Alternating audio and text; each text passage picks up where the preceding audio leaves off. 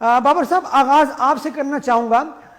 آج آپ پشاور میں خود بھی موجود رہیں اور جیل بھرو تحریک کے حوالے سے جو بھی اعلانات ہوئے تھے اس حوالے سے آپ نے خود آنکھوں دیکھا حال ہم سے شیئر کیجئے گا۔ کتنی گرفتاریاں ہوئی ہیں، کون کون سے لیڈران گرفتار ہوئے ہیں؟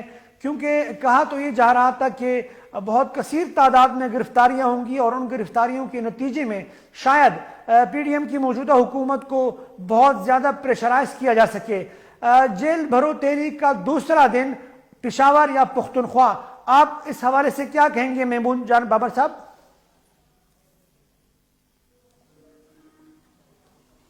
جی بہت شکریہ حنیف صاحب۔ صبح سے جو صورتحال تھی اس میں دونوں طرف سیاست ہو رہی تھی۔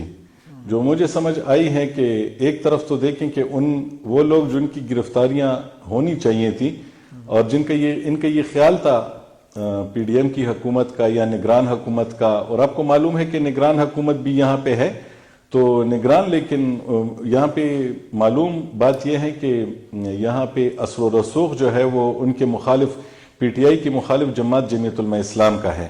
اسی طرح آپ پنجاب میں بھی دیکھیں تو وہاں پر نگران حکومت ہے لیکن وہاں پہ بھی اثر و رسوخ جو ہے وہ آپ کو معلوم ہے وہ عمران خان صاحب کہتے ہیں کہ ہمارے مخالفین کا ہے۔